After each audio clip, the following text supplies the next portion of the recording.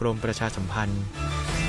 ใบขับขี่ออนไลน์เนี่ยง่ายตั้งอกตั้งใจบ่ต้องไปขนส่งบ่ต้องไปอบรมบ่ต้องสอบกะถ่ายรูปโอนจ่ายจบโห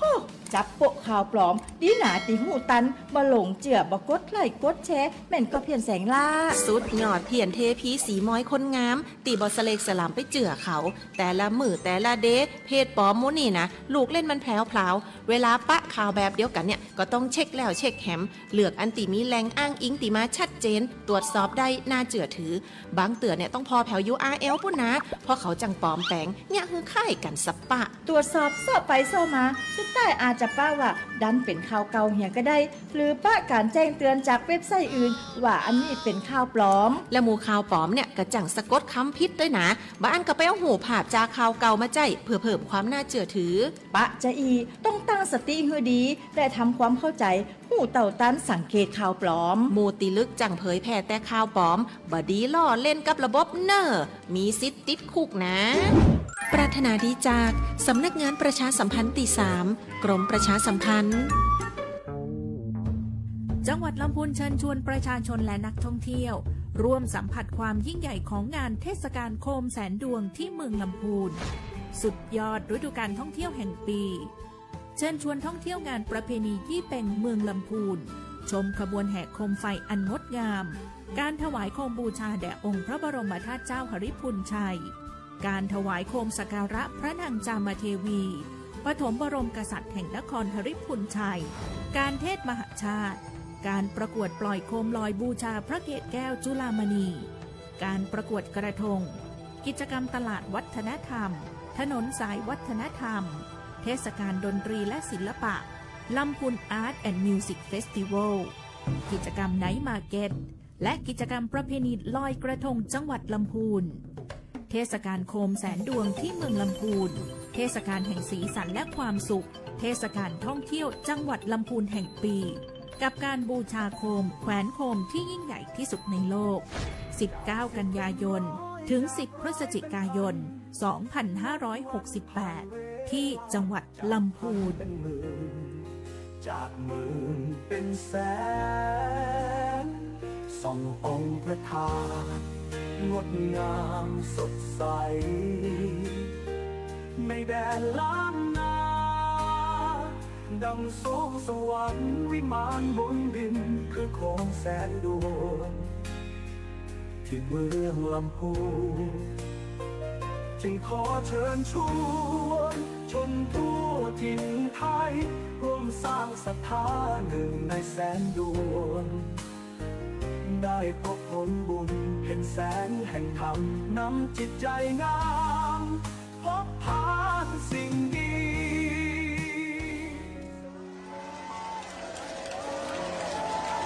เสียงที่เปล่งจากหัวใจ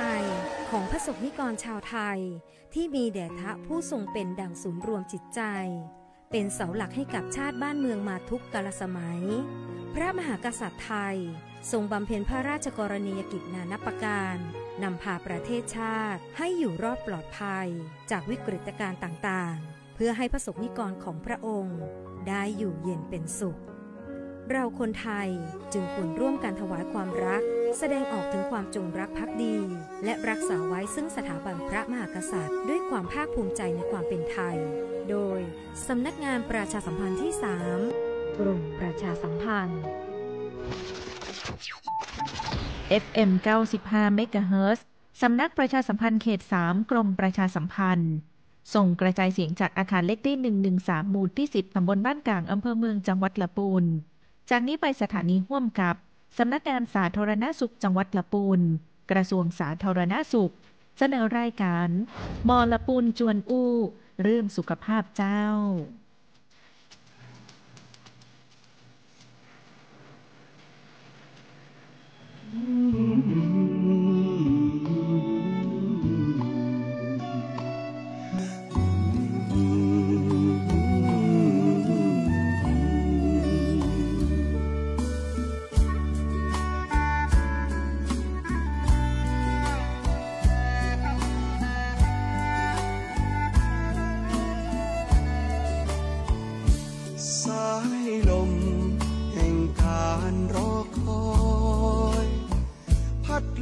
อมดอยจนกิ่งใบ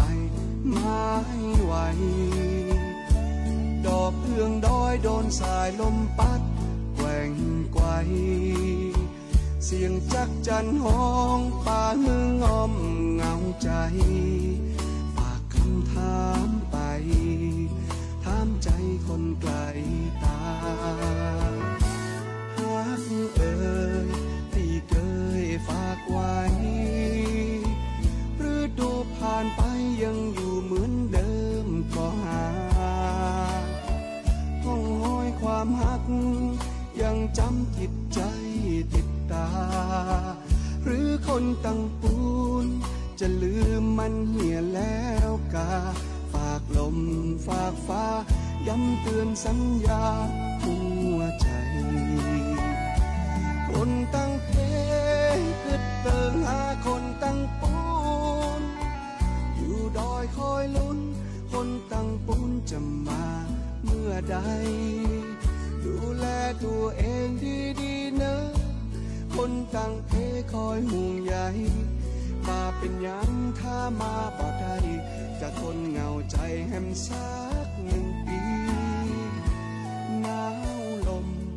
ห่มผ้าเกาะสวัสดีเจ้าท่านผู้ชมผู้ฟังปิ๊กมาปักกันแฮมแล้วนะเจ้ากับรายการมอลปูนจวนอู้เรื่องสุขภาพนะเจ้าโดยสำนักงานสาธารณสุขจังหวัดลำพูนรายการที่จะพาคุณผู้ชมผู้ฟังเนี่ยมาอู้นะเจ้ามาเล่าเรื่องในเรื่องของสุขภาพใกล้ตัวเพื่อการป้องกันต่อเก่านะเจ้าแล้วก็ครอบครัวอย่างถูกต้องนะเจ้าสำหรับวันนี้นะเจ้าพิมพวรรณเขยตาเจ้าสิรินเลศักดิ์นะเจ้าพี่นกนะเจ้าเรา2 คนจะมาอู้กันในวันนี้นะเจ้าเรามีประเด็นประมาณสัก2 เรื่องนะเจ้าอันแรกก็คือในเราช่วงนี้อยู่ในช่วงของปลายฝนต้นหนาวแล้วเจ้าพี่นกเจ้าเราก็จะมาดูแลเรื่องของสถานการณ์เรื่องของโรคที่เราพบบ่อยหน่อยนึงนะเจ้าว่าในช่วงนี้เจ้าในช่วงนี้ปลายฝนก็ตกทุกวันนะเจ้าเป็นได้ท่องเจ้าสถานการณ์ในเรื่องของโรคติดต่อที่พบบ่อยในพื้นที่จังหวัดลำพูนเจ้าพี่นกเจ้าจากข้อมูลนะคะก็ในสัปดาห์ที่ผ่านมานะคะก็ระหว่างวันที่21 ถึง 27 นะคะกันยายนเจ้าก็เขาได้ทำสถิติในโรค10 โรคติดต่อที่จังหวัดลำพูนเนี่ยนะคะก็พบว่าอันดับ1นะคะก็เป็นโรคไข้หวัดใหญ่เจ้าซึ่งก็สอดคล้องกับฤดูกาลนี้นะใช่เจ้าอันดับ2มาพร้อมกับช่วงฤดูฝนนะเจ้าแล้วก็จะเข้าไปหน้าหนาวตัวนะเจ้าก็รวมไปถึง RSV เนาะ RSV ก็เป็นอันดับที่2นะคะเราจะไข้หวัดใหญ่จริงๆเป็นกลุ่มโรคเดียวกันซึ่ง RSV อาจจะเกิดกับนักในกลุ่มละอ่อนนี่นะคะเนาะแล้วก็อันดับ3ก็จะเป็นปอดอักเสบถ้าดู3 อันดับแรกเนี่ยก็จะเป็นกลุ่มที่เป็นโรคที่เกี่ยวกับระบบทางเดินหายใจหมดเลยนะเจ้าก็สอดคล้องเนาะกับเกี่ยวพันกับฤดูกาลในช่วงปลายฝนต้นหนาวติดน้องอู้นะคะแล้วก็จะมีมือเท้าปากเนาะไข้เลือดออกอันนี้ก็เข้าในช่วงนี้พอดีนะคะอุจจาระร่วงตัวแม่เจ้าอุจจาระร่วงอาหารเป็นพิษนะคะแล้วก็ยังมีโควิด -19 แล้วก็ต่อด้วยชีกุนกุนย่านะคะก็เกี่ยวเนื่องอยู่เนี่ยนะคะถ้าเราดูจากรายงานโรค10 โรคนะเจ้าที่ขึ้นมาในของพื้นที่จังหวัดลำพูนในช่วงนี้เราจะสังเกตว่ามันก็จะเกี่ยวข้องกับระบบทางเดินหายใจระบบทางเดินอาหารและน้ำนะเจ้าซึ่งจะเกี่ยวข้องกับตัวนะแล้วก็นอกนั้นก็จะเป็นโรคที่มาพร้อมกับที่เป็นนำโดยสัตว์และแมลงในพื้นที่นะเจ้าเพราะฉะนั้นวันนี้เราก็เลยจะมาอู้กันนะเจ้าเราเริ่มต้นด้วยอย่างดีเอาที่มันเป็นท็อปสุดอันดับ1นะเจ้าก็คือเรื่องของไข้หวัดใหญ่นะเจ้าเขาก็จะพบว่าไข้หวัดใหญ่เนี่ยเราบอกว่าข้อมูลล่าสุดตะวันแรงเนี่ยนะคะก็คือต่างกลุ่มงานควบคุมโรคติดต่อเนี่ยเจ้าก็ดูประวัติว่าในสถิติของเราเนี่ยนักกว่าเจ้าเป็นไข้สถิติอันดับ1ค่ะก็เหมือนถ้าได้เอาไว้ค่ะก็เหมือนอันดับ1นี่คือระดับไหนคะของระดับเขตเจ้าอันดับ14ของประเทศเจ้าอันดับเขต1บ้านเฮาก็คือภาคเหนือตอนบนนะเจ้า8 จังหวัดภาคเหนือตอนบนเฮาขึ้นติดอันดับ1นะเจ้าเนาะแล้วถ้า77 จังหวัดทั่วประเทศเฮาอยู่ที่อันดับที่14เจ้าก็เป็นอัตราที่มันก็ค่อนข้างเนื่องจากประชากรเราอาจจะมีสัดส่วนที่แบบนักนะคะพอมาคิดแล้วมันก็ อาจจะเป็นอัตราที่สูงนี่นะคะเทียบสัดส่วนถ้าเป็นสัดส่วนแต่ถามว่าความหนาแน่นมันก็ถือเยอะนะคะก็คืออันดับหนึ่งเจ้าถ้าเรามองดีๆถ้าจะมองเป็นลายอำเภอนะคะที่ไหนนักที่แออัดนะคะก็คือจะเป็นนักสุดก็คืออำเภอเมืองค่ะอำเภอเมืองนะคะนักสุดก็คือเพื่อนเอาอัตราป่วยต่อประชากรแสนคนเนี่ยนะคะก็อยู่ที่ 1,600 นะคะประชากรถ้าเป็นคนเนี่ยคือ 2,300 คนค่ะ2,000อันนี้เป็นข้อมูลสะสมค่ะสะสมตั้งแต่ต้นปีมกราคมนะคะจนถึงวันที่ตะวาเนี่ยค่ะเมื่อไหร่เนาะ30 กันยายนเจ้า10 เดือนค่ะน้องอ้อมีอำเภอไหนแห่งกเจ้าที่มันค่อนข้างสูงก็รองลงมาก็จะเป็นบ้านที่นะคะเนาะบ้านที่อันดับ2อันดับ3ก็เป็นตุ้งหัวช้างนะคะอันดับ4ก็ปาซางเกาะบ้านโฮเวหนังล่องแม่ทาแล้วก็สุดท้ายที่ลีเจ้าค่ะเจ้าเพราะฉะนั้นก็มีทุกพื้นที่เลยนะทั้ง8อำเภอมีผู้ป่วยไข้หวัดใหญ่เหมือนกันหมดเลยนะแต่เจ้าอาจจะหนาแน่นที่อำเภอเมืองนะคะซึ่งอาจจะเป็นในเมืองค่ะเรามีนิคมอุตสาหกรรมมีโรงงานเยอะนะคะที่รวมตัวกันในโรงมีประชากรค่อนข้างเยอะนะเจ้าแล้วก็มีสถานศึกษามีอย่างเยอะตัวนะเจ้าส่วนใหญ่แล้วค่ะน้องอ้อก็จะเกิดในกลุ่มละอ่อนนะคะอันดับแรกๆก็คือในโรงเรียนในเด็กเล็กเด็กที่ต่ำกว่า15ปีนั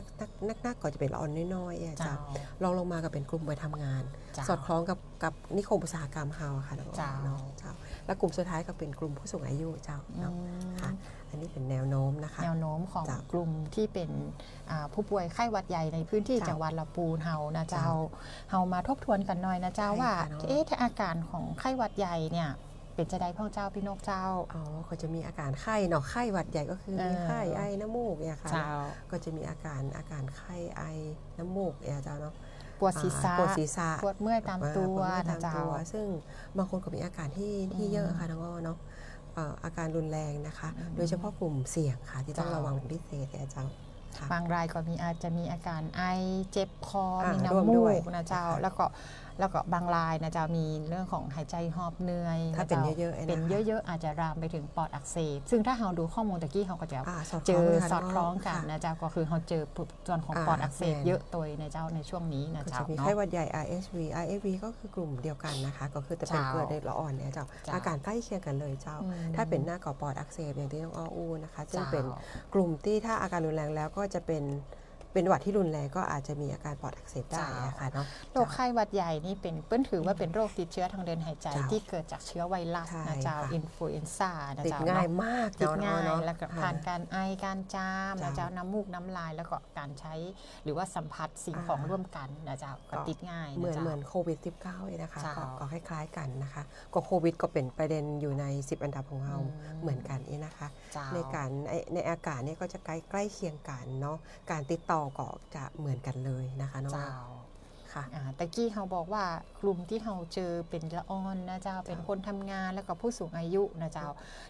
ถ้าเรามาดูเรื่องของไข้หวัดใหญ่เนี่ยกลุ่มที่เป็นประชากรกลุ่มเสี่ยงจะเป็นกลุ่มไหนพ่อเจ้าพี่นกเจ้าก็จะมีโรคเรื้อรังนะเนาะเบาหวานความดันตับเป็นไตเป็นมะเร็งเนี่ยนะคะรวมไปถึงคนที่มีภูมิคุ้มกันต่ำเนี่ยนะคะอาจจะเป็นพวกภูมิคุ้มกันบกพร่องเนี่ยนะคะแล้วก็คนที่ให้ยาต้านไวรัสเนี่ยเจ้ากลุ่มเสี่ยงกลุ่มนี้ก็คือว่าหากเป็นไข้หวัดใหญ่อาการก็อาจจะหนักขึ้นนะเจ้าอาจจะรุนแรงได้นะคะถ้าเกิดคนหนุ่มคนที่แข็งแรงและมีโรคประจำตัวนี่อาจจะอาการอาจจะเป็นแล้วก็อาการมาหนักเนี่ยเจ้าแล้วก็หายได้เร็วแต่ถ้าคนที่มี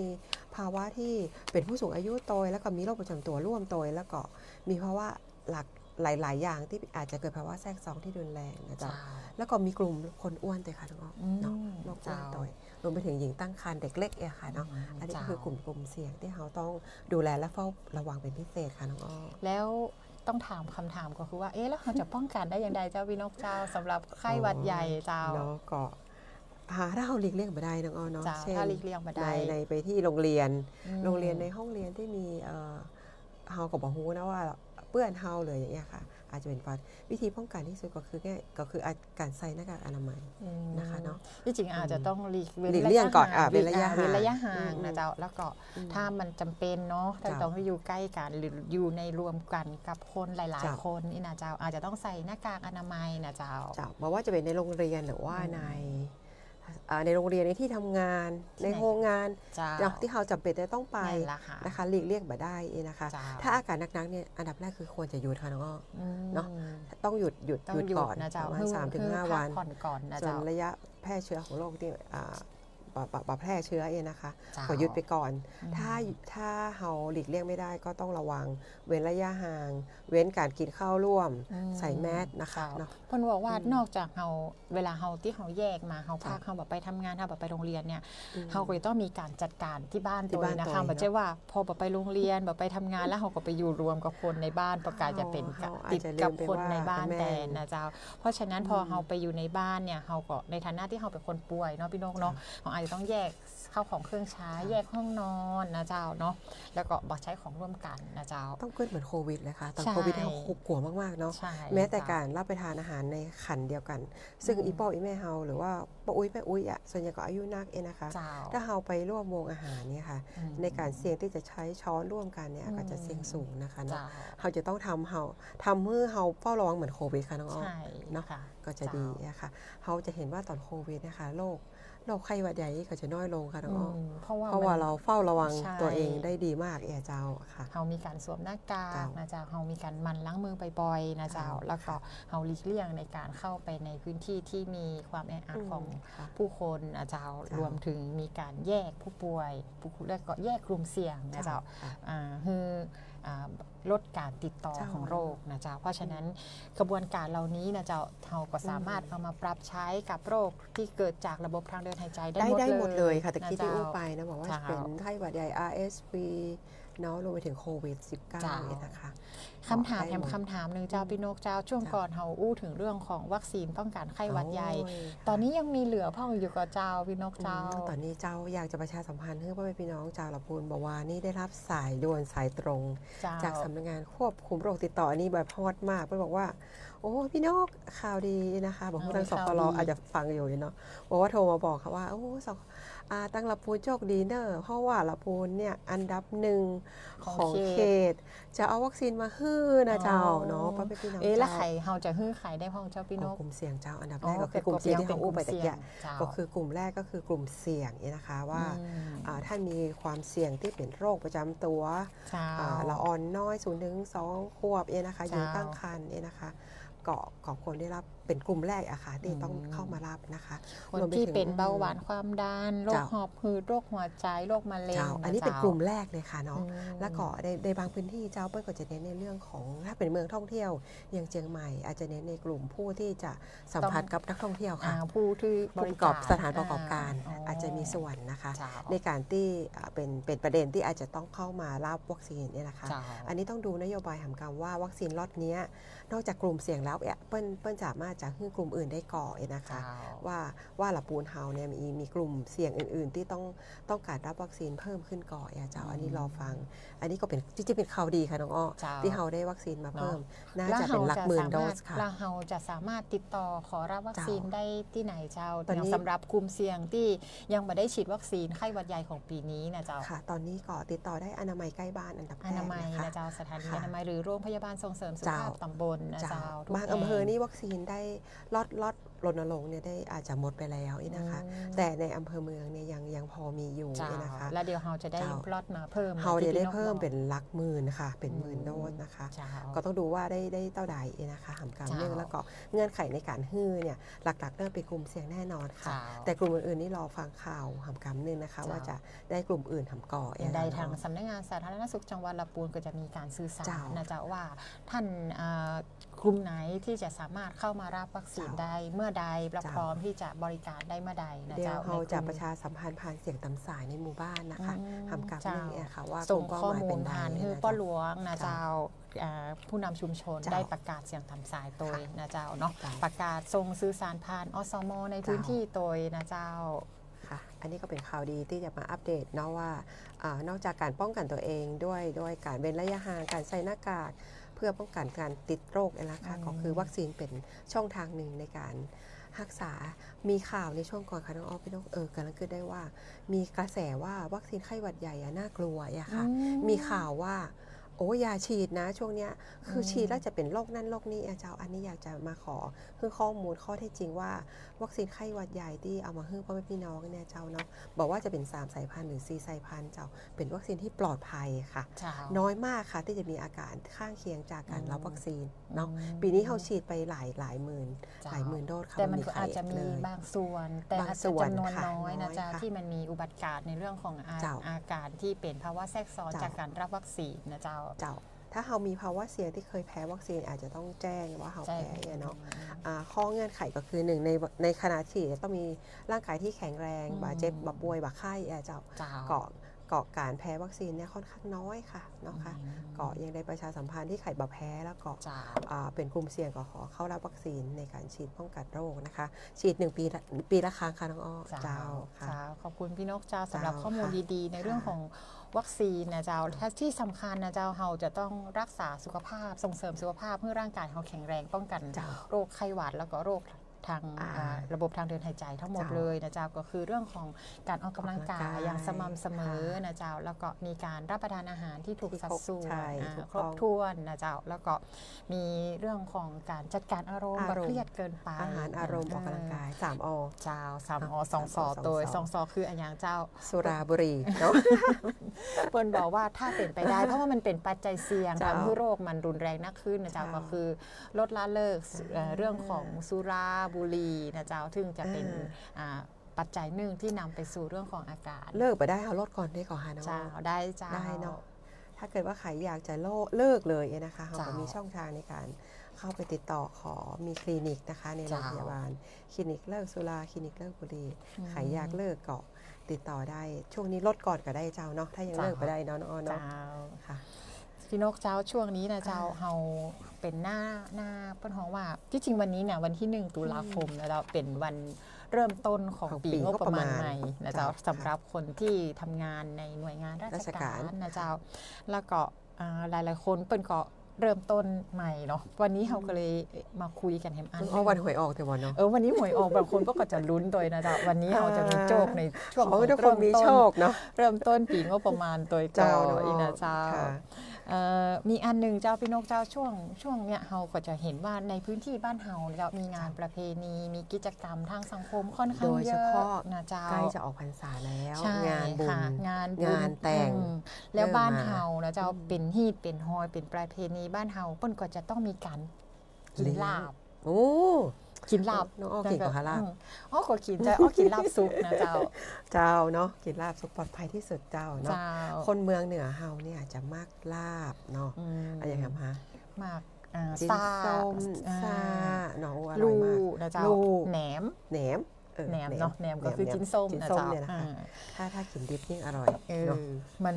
เรื่องอย่างเขาถึงต้องมาอู้เรื่องนี้เจ้าเพราะว่าเราไปสำรวจสถานการณ์ไม่ใช่เฉพาะในลำพูนนะเจ้าคือรอบทั่วไปละแล้วก็ในพื้นที่ภาคเหนือของเราโดยนะเจ้าเราพบว่าอุบัติการในช่วงนี้โรคหนึ่งที่เราต้องเฝ้าระวังที่มาพร้อมกับงานประเพณีแล้วก็อาหารประจำถิ่นบ้านเราก็คือกินลาบกินซ่ากินลูกกันนี่นะเจ้าก็คือสิ่งที่ต้องระวังอันหนึ่งก็คือเรื่องของโรคไข้หูดับโรคไข้หูดับนะเจ้าตอนนี้เปิ้ลปรับชื่อเป็นโรคไข้หมูดิบนะเจ้าหมูดิบบางคนเป็นภาษาอังกฤษเปิ้ลฮ้องว่าอย่างพอพี่นกสเตปโซอิสสเตปโตคอคัสซูอิสนะคะสเตปโตคอคัสซูอิสนะเจ้าก็คืออันเดียวกันหมดอันเดียวกันหมดชาวหูดับไข้หูดับไข้หมูดิบโรคซูอิสนี่นะคะมันคือว่าซูอิสนี่นะเจ้าเนาะหรือว่าชื่อเต็มว่าการติดเชื้อแบคทีเรียสเตปโตคอคัสซูอิสเจ้าอันนี้ชื่อเต็มของเปิ้ลเนาะเจ้ามันติดต่อกันได้จะได้จ้ะมันเป็นโรคติดต่อจะก็เป็นโรคใช่เป็นโรคติดต่อระหว่างไม่ใช่คนกับคนนะแต่เป็นสัตว์สู่คนสัตว์สู่คนกลุ่มไหนสัตว์กลุ่มไหนเจ้าเปิ้ลบอกว่าที่เป็นเชื้อแบคทีเรียที่อยู่ในหมูนะคะอยู่ในหมูเมื่อติดต่อมาสู่คนแล้วทำให้เกิดถ้าหมูมีเชื้อนะคะก็ทำให้คนรับเชื้อโรคจากหมูเนี่ยค่ะก็เกิดโรคได้เจ้า ซึ่งพี่น้องจะอู้ถึงสถานการณ์ของจังหวัดลำพูนนะคะคร่าวๆนะเจ้าเนาะคือปี68ที่ผ่านมานี่พบผู้ป่วย3รายค่ะน้องอ้อเนาะก็อัตราป่วยอยู่ 0.7 นะคะต่อประชากร100,000 คนมามีคนเสียชีวิตเจ้าเนาะอันนี้นับตั้งแต่ต้นปีงบประมาณตั้งแต่1 มกราเป็นต้นมาเลยนะเจ้าก็คือถึงวันนี้นะเจ้าเรามีสถานการณ์อยู่3รายค่ะน้องอ้อ3รายนะเจ้าจำแนกเป็นแม่หญิง2รายแล้วก็เป็นเพศชาย1รายนะคะก็สาเหตุจากการไปสัมผัสนะคะจริงๆการสัมผัสแบบว่านอกจากการกินแล้วนะคะน้องอ้อรวมไปถึงการจับค่ะการสัมผัสเอามือไปจับบนเขียงหมูหรือว่าชำแหละแล้วก็บังเอิญเอาเข้ามาร่างกายเขาหรือว่ามือมีแผลค่ะน้องอ้อบาดแผลที่มืออย่างเงี้ยค่ะก็คือเกิดจากการสัมผัสที่ผ่านมาเนี่ยมีส่วนหนึ่งก็คือเกิดจากการสัมผัสมีบาดแผลบริเวณสัมผัสเนี่ย2 รายเลยค่ะอันนี้เกิดจากการสัมผัสนะคะแล้วก็อาหารรายเนี่ยเกิดจากการกินนะคะโดยอายุในกลุ่มที่เป็นก็คือคนอายุ40ถึง49 ปี1รายนะคะคนอายุ60 ปีขึ้นไป1รายคนผู้สูงอายุก็เป็นได้นะเจ้าแล้วก็อายุต่ำกว่าคือจริงๆแล้วมันอาจจะไม่เกี่ยวกับอายุมันเกี่ยวกับเรื่องของพฤติกรรมบริโภคพฤติกรรมการบริโภคนะเจ้ากินอาหารที่มันดิบอยู่นะเจ้าแล้วก็นอกจากลาบลูซานะเจ้าจริงๆแล้วมันมีที่จริงมันเป็นอาหารฮอตฮิตของช่วงนี้แฮมอันหนึ่งนะเจ้าหมูกระทะเจ้าพี่นกโอ้แม่นแล้วบางทีมันบรรยากาศมันได้บรรยากาศมันได้มันใช้ตะเกียบเนาะฝนตกนั่นอ้อเนาะแล้วก่อนหนาวนะเย็นๆก็ต้องกินบางคนยังอู้กันในไฟเลยค่ะวันนี้อากาศบรรยากาศแบบนี้ฝนตกเย็นๆกินอย่างดีฮะหมูกระทะต้องมาหมูกระทะต้องมาเจ้าแล้วก็ช่วงบางทีเขาใช้ตะเกียบกีบจากชิ้นดิบลงกระทะเนาะแล้วก็ใช้ตะเกียบอันนั้นค่ะต่อเข้าปากเลยบางทีมันบางทีไปเขาไปที่กลุ่มกระทะเนี่ยคือแสงสว่างเนี่ยมันก็สลัวเนาะน้องอ้อเนาะมาเห็นประชาติเขาก็จะมาพูดว่าหมูเนี่ยสุกพอหรือยังสามารถกินได้ก่อนนะเจ้าอันนี้ก็คือเป็นปัจจัยเสี่ยงอย่างหนึ่งที่น้องอ้ออู้เลยเจ้าบางทีเขาก็คิดว่าเขาคงไม่ได้กินลาบดิบมาได้กินดูดิบสักน้อยอย่างเขาถึงเป็นนี่นะเจ้าบางทีมันอาจจะมาพร้อมกับหมูกระทะยอดฮิตของเขาก็ได้ก็คืออย่างคือกินดิบเจ้าอันนี้คือการกินหมูที่ดิบเนาะคือสาเหตุก็คือการรับเชื้อคือการกินหมูดิบเลือดหมูเครื่องในหมูดิบที่ปรุงสุกดิบเนี่ยนะคะเข้าสู่ร่างกายโดยการกินหรือการได้รับมีบาดแผลนะคะเข้าสู่ร่างกายได้อันนี้เป็นวิธีการปนเปื้อนเข้าสู่ร่างกายเจ้าอันนี้เนาะแล้วอาการของไข้หมูดิบเป็นไงบ้างเจ้าพี่นกเจ้าอาการหลักๆบอกว่า1ก็คือต้องมีไข้ปวดศีรษะนะคะปวดเมื่อยตามตัวตามข้อรวมถึงมีจ้ำเลือดตามตัวตามผิวหนังถ้าเป็นนักๆก็จะมีซึมแล้วก็มีคอแข็งแล้วก็มีอาการชักได้นะคะมีอาการอันนึงที่เราเจอนะเจ้าแล้วก็เป็นถึงน้องว่าไข้หูดับนะเจ้าก็คือว่ามันมีภาวะเรื่องของหูหนวกทาวรตัวมาแม่บอกว่าเป็นบอกว่าหากเชื้อลุกลามไปยังปลายประสาทที่รับเสียงนะคะเป็นบอกว่า40%นะคะของผู้ติดเชื้อจะมีอาการสูญเสียการได้ยินทาวรค่ะน้องอ้อเนาะจากที่เขาได้ยินปกติก็จะไม่ได้ยินนะเจ้าแมนเป็นบอกว่าไปยังประสาทส่วนปลายประสาทส่วนการรับเสียงเนี่ยนะคะก็สามารถถาวรนี่มันจะปิ๊กขึ้นมาได้ยินได้กว่าพี่นกน่าจะยากเนาะถาวรเนี่ยค่ะก็จะยากละมันไม่ได้ชั่วคราวแล้วเนาะก็ถ้ารุนแรงนั้นนี่อาจจะเสียชีวิตได้นะคะแต่ที่ผ่านมาของลำพูนปีนี้ยังมีใครเสียชีวิตนะเจ้าแล้วก็ยังมามีอาการหูดับนะคะน้องอ้อเนาะก็เป็นโชคดีอยู่นี่นะคะเจ้าค่ะเฮาตะกี้เฮาบอกว่าส่วนหนึ่งเนี่ยเรื่องจากอาหารบ้านเฮานะเจ้าคนเหนือบ้านเฮากินลาบกินลู่กินแหนมนะเจ้าแล้วก็ทำจากเนื้อหมูสดๆนะเจ้าแล้วก็มีบางความเชื่อนะเจ้าพี่นกเปิ้ลบอกว่าลาบซาลูนี่นะมันใส่เครื่องเทศใส่เหล้าขาวสิ่งเราเนี่ยมันคือเขากินลาบแล้วเขากินแอลกอฮอล์ไปตัว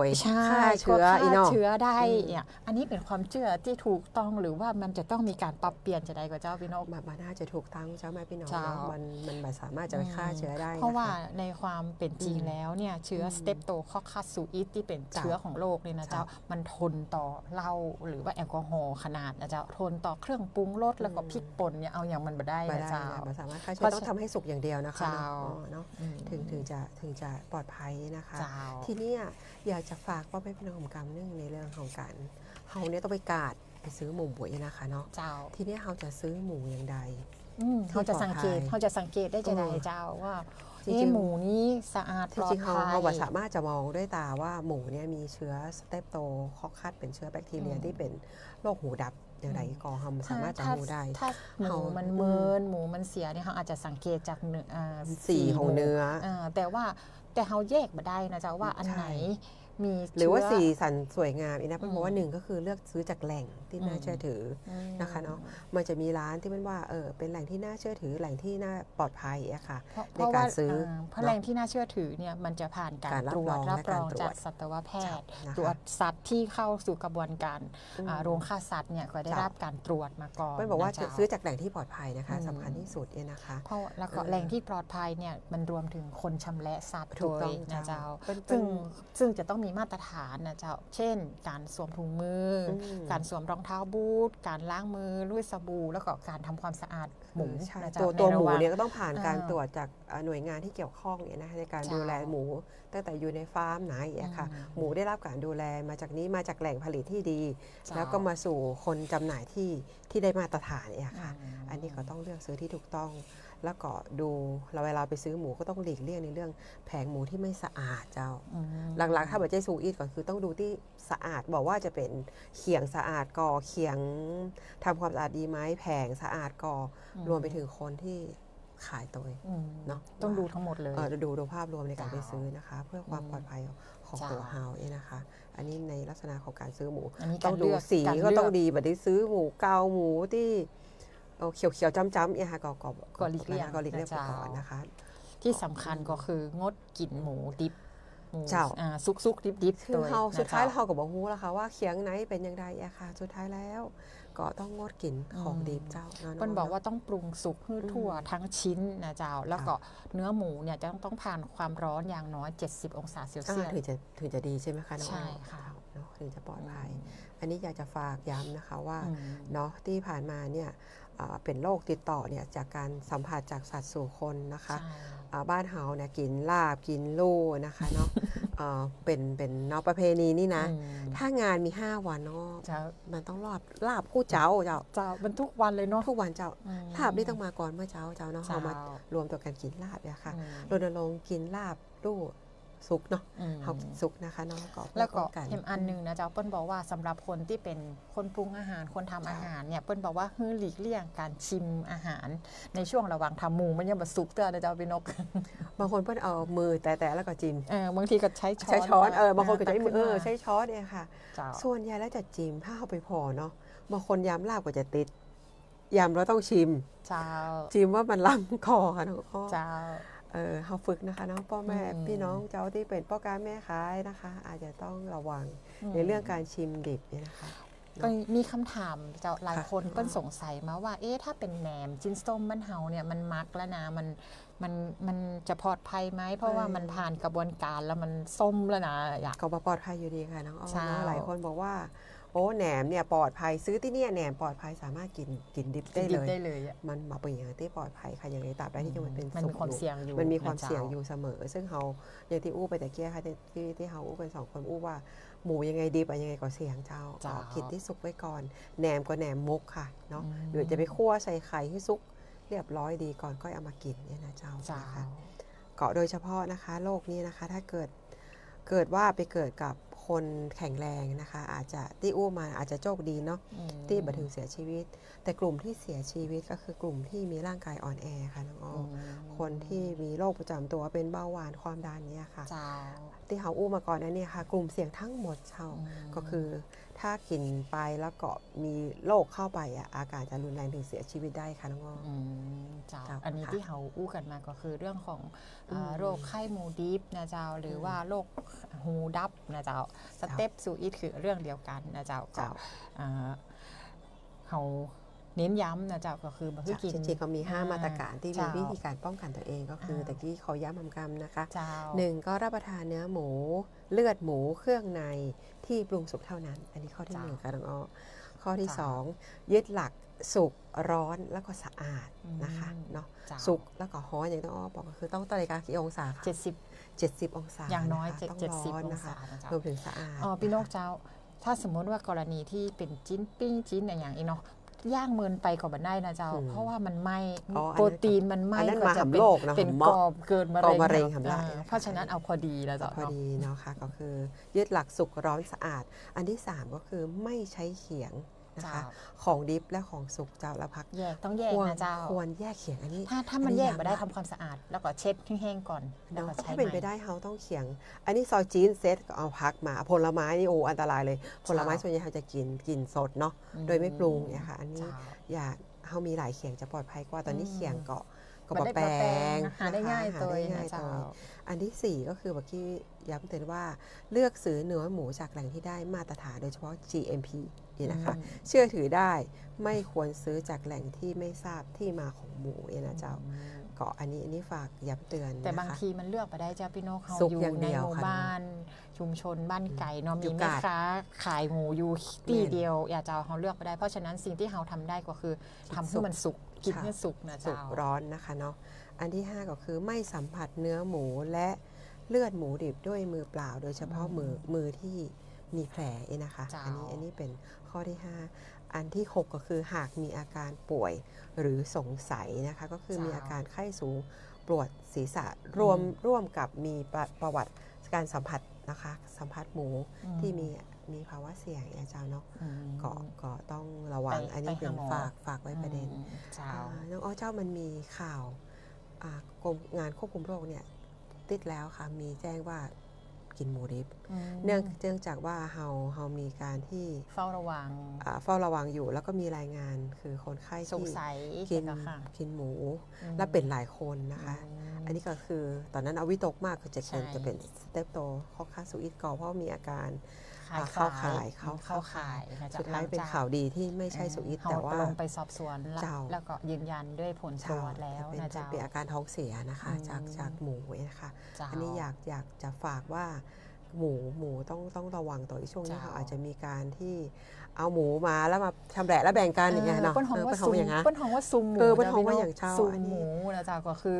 เอาหมูมาไปซื้อหมูมาเป็นตัวนะจ๊ะเจ้าบ้านเฮาหลายตีเปิ้ลถ้ามีงานประเพณีนะจ๊ะเปิ้ลจะซุ่มแล้วก็แบ่งกันนะจ๊ะว่าเป็นปุ่นนะจ๊ะปุ่น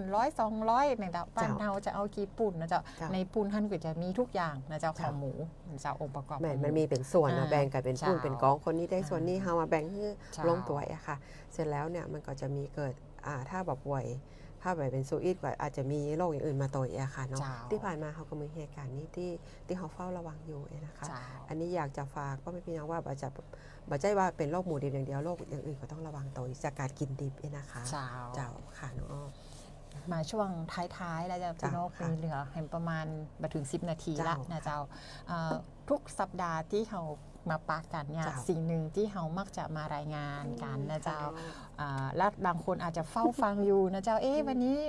พี่โอกับพี่นกเปิ้ลจะมาอู้กันก่อนฮะในเรื่องของสถานการณ์ไข้เลือดออกบ้านเฮาที่มันเคยระบาดยังมีข้อมูลของผู้ป่วยไข้เลือดออกอยู่ก่อนนะเจ้าเมื่อกี้แอบดูน้องอ้อเนาะว่าดูแนวโน้มดีขึ้นในสัปดาห์นี้ค่ะเป็นไงพ่อเจ้าพี่นกเจ้าสัปดาห์นี้มีผู้ป่วยรายใหม่สัปดาห์นี้ก็มีแนวโน้มลดลงเป็นหลักหน่วยนะคะแต่ก็ยังเป็นใน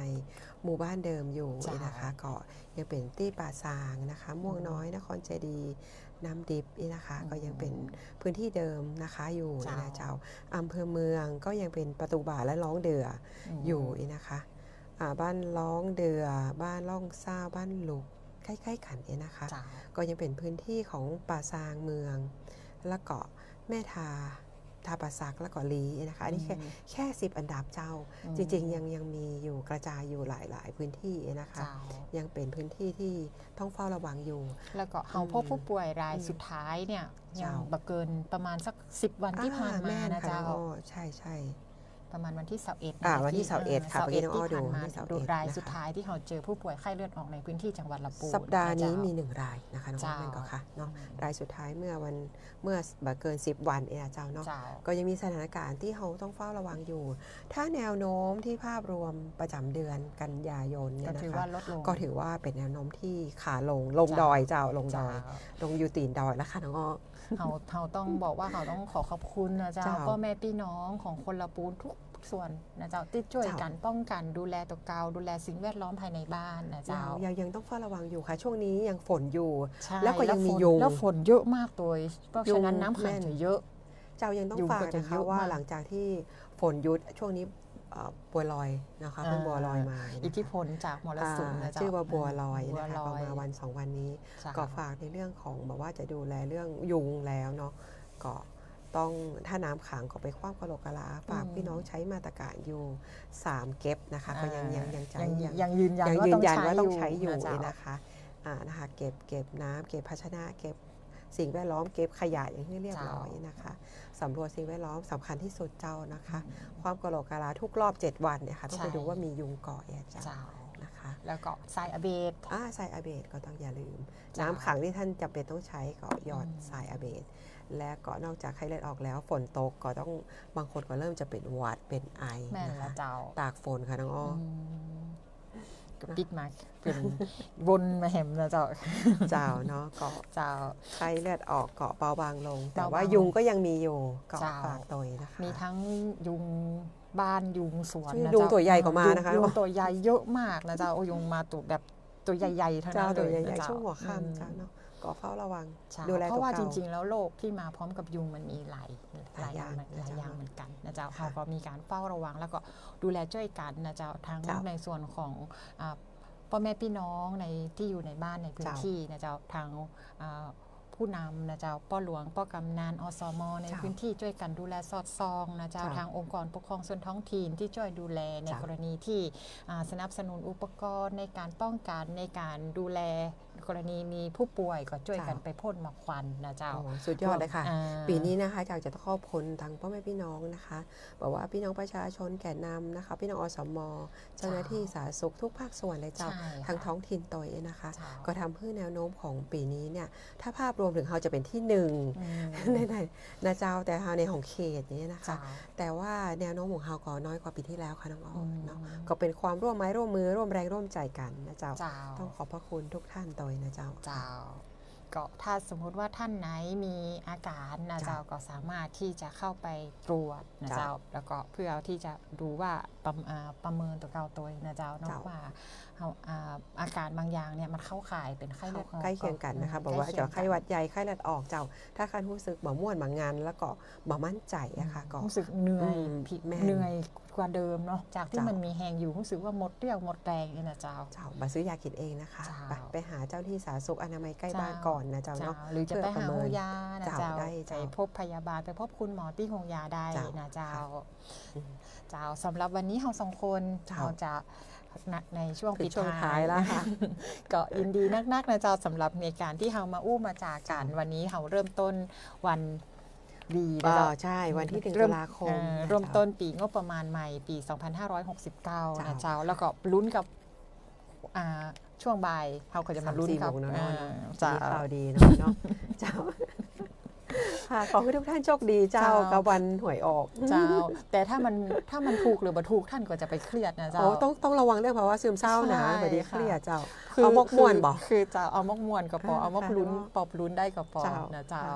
เจ้าสำหรับเราสองคนวันนี้นะเจ้ากับ เจ้าร ายการมอลปูนจวนอู้เรื่องสุขภาพ เจ้า อ้อพิมพวรรณเขยยตานะ เจ้า เจ้าน กสิรินเลศักดิ์เจ้า จะก็ขอนำรายการลาผู้ชมไป เจ้า ก่อนตะอีนะเจ้า สวัสดีเจ้า สวัสดีเจ้า 「